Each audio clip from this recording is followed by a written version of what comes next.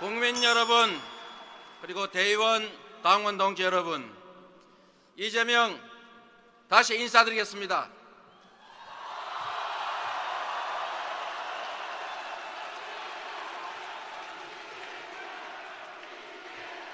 여러분, 잠시 함께 생각해 주십시오. 정치는 무엇입니까? 인간은 무한한 욕망을 가진 존재입니다. 강자가 약자를 억압하고 빼앗는 것은 욕망의 존재인 인간들이 모여 사는 세상에서 어쩌면 당연한 일일 것입니다. 우리가 국가를 만들고 대통령을 선출해 엄청난 권력과 예산을 맡기고 우리 모두의 약속인 법과 질서에 재산과 자유는 물론 목숨까지 맡겨가면서 우리가 복종하는 이유는 그것이 우리가 공정한 질서 속에서 공평한 기회를 누리고 우리가 기한 만큼의 몫을 차지할 수 있는 공정한 세상을 바라기 때문입니다. 대한민국은 민주공화국이고 그래서 국민이 곧 국가입니다. 모든 국민은 평등하고 자유로우며 인권과 복지가 보장되고 안전하고 평화롭게 살아갈 권리가 있습니다.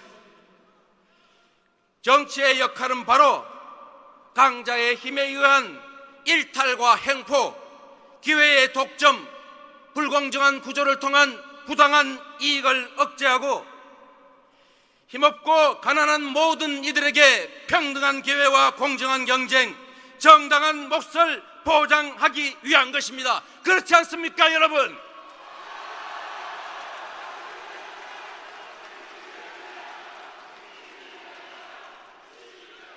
그래서 저에게 정치란 억강부약, 강자의 횡포를 억제하고 약자들을 부양해서 함께 사는 공동체를 만드는 것입니다. 억강부약의 길, 이재명과 함께 가 주시겠습니까, 여러분?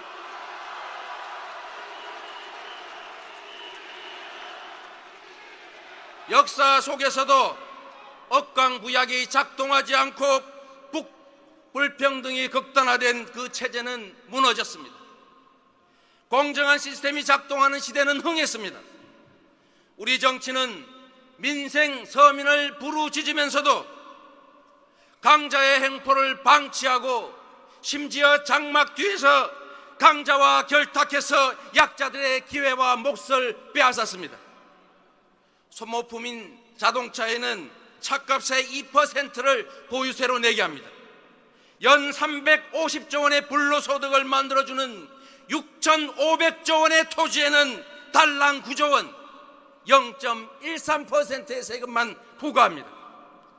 노동자와 자영업자는 최대 세율이 38%인데 중소기업은 16%의 세금을 내는데 10대 재벌 기업은 겨우 12.1%의 세금을 냅니다. 대기업 세금은 깎아주면서 서민의 담배세는 올리고 서민에게 전기요금 바가지 폭탄을 씌우면서 산업용 전기는 원가 이하에 공급합니다. 이게 나라입니까? 이런 나라 누가 고칠 수 있습니까, 여러분?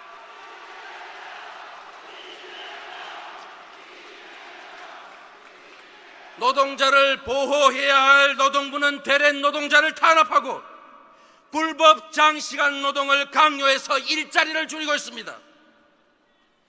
이런 비정상의 나라 고칠 수 있는 사람 누구입니까?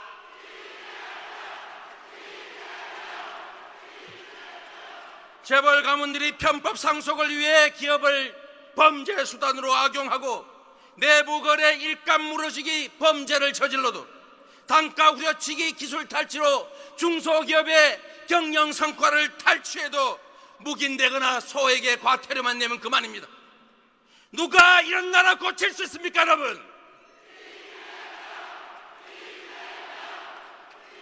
기업 살리기에 공적 자금 170조를 쏟아부은 정부가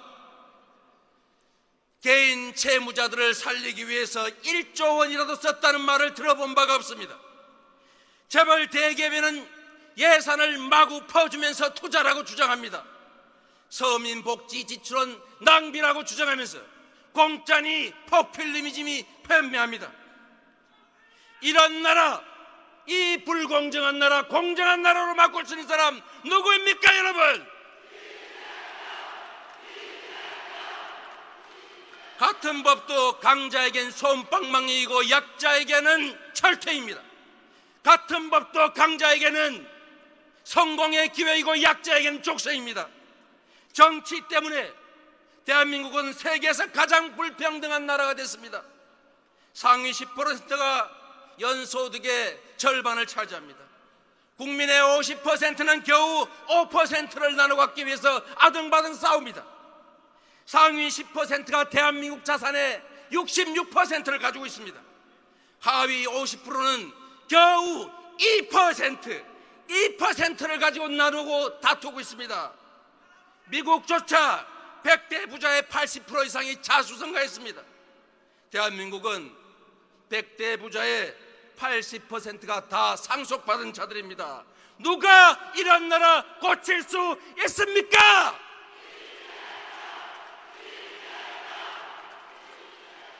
같은 직장에서 같은 일을 하고 같은 성과를 내도 비정규직이란 이유로 보수는 절반입니다. 자살자가 세계 최고입니다. 젊은이들이 죽고 노인이 생을 포기합니다. 국민 여러분, 재벌 황제 경영 해체와 중소기업의 보호, 공정한 경제 질서의 회복, 노동권을 강화하고 노동자를 보호해서 노동자들의 소득, 즉 가계소득을 늘려야 합니다. 이것이야말로 복지를 늘리고 증세하는 것이야말로 대한민국 경제 활성화와 경제가 사는 길입니다. 경제 성장과 복지의 강화, 적폐의 청산과 공정한 사회는 같은 길의 다른 이름일 뿐입니다. 여러분, 알베르 까미의 말을 기억하십니까? 여러분, 어제의 죄악을 벌하지 않는 것은 내일의 죄악에 용기를 주는 것이다. 저는 오늘 박근혜가 구속되는 영장이 발부되었다는 그 말을 듣고 새벽에야 겨우 잠들었습니다. 박근혜가 사면 없이 제대로 처벌받는 것만이 적폐 청산이자 공정국가 출발입니다. 그렇지 않습니까 여러분?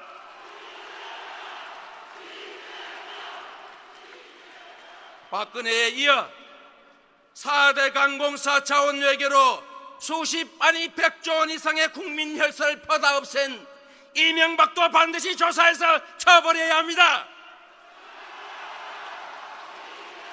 기총소사까지 동원해서 광주 학살을 자행한 전두환도 다시 책임을 물어야 하고 박정희와 이승만에게도 최소한 역사적 재평가의 책임을 물어야 합니다. 여러분, 누가 할 수 있습니까? 훔치고 빼앗는 도둑을 잡아야 마을에 평화가 오고 평화롭게 함께 살 수 있습니다. 청산이 있어야 비로소 진정한 통합, 진정한 새 출발이 가능하지 않습니까 여러분? 누구도 범죄로 돈을 벌고 부자가 되어서는 안 됩니다. 재벌과 최순실, 박근혜 어느 누구든지 범죄 행위로 얻은 불법 수익은 몰수해야 합니다. 그렇지 않습니까? 복지 확대 없는 불평등 해소는 불가능합니다. 증세 없는 복지는 박근혜의 말처럼 빈말일 뿐입니다. 증세는 서민이 대상이 아니라 영업이익 500억 이상을 내는 대기업들 440곳, 10억 이상의 초고소득을 하는 우리나라 단 6천 명밖에 없는 이 소수의 초고소득자를 상대로 증세해야 됩니다. 그렇지 않습니까? 노동자를 보호하고 노동권을 강화해서 임금을 올리고 일자리를 늘려서 가계소득이 증가해야 경제가 삽니다. 어차피 쓰는 국가예산 400조 원, 7% 28조 원 아껴서 농민, 농어민, 학생, 아동, 청년들에게 연 100만 원씩 기본소득을 지역화폐로 지급하면 가계소득도 늘어나고 지역경제도 살아나고 골목경제도 살아나고 지방경제도 살아나고 대한민국의 경제가 살아납니다. 이런 거 우리 한번 해보지 않겠습니까? 청산할 기득권과 손을 잡지 말아야 달라붙는 기득권 세력을 독한 마음을 먹고 떼어내야 기득권의 소나기에서 죽어가고 있는 정의와 평등 그리고 희망의 새싹들이 죽지 않습니다. 억강구약이 바로 정치의 역할이며 사명입니다. 일제의 기득권으로부터 자유로운 이재명이 끊임없는 도전으로 위기를 이겨 한계를 넘어온 실력으로 국민과 손잡고 공정사회 건설, 적폐 청산의 역사적 책임을 다하겠습니다. 여러분, 태산을 옮기는 경류도 빗방울에서 출발했던 것처럼 우리의 열망과 작은 헌신들이 모여 꿈과 희망이 넘치는 공정한 새나라 만들어낼 것으로 믿습니다. 지금 이 자리에 이재명이 서 있는 것도 이미 기적입니다. 기적은 시작과 끝을 알 수 없는 것입니다. 공정사회, 홍익인간, 대동세상을 향한 우리의 기적은 여기에서 멈추지 않을 것으로 확신합니다. 여러분, 사랑하는 국민 여러분, 이재명을 찾기 위해서 저 높은 곳을 쳐다보지 마십시오. 거기에는 이재명이 없습니다. 이재명은 바로 여러분들의 옆에 있기 때문입니다. 정치인은 높은 자리에서 국민을 지배하는 것이 아니라 그저 국민에게 고용되어서 국민이 맡긴 권한으로 국민을 위해 일할 의무를 가진 국민의 공복, 즉 모습일 뿐이기 때문입니다. 여러분,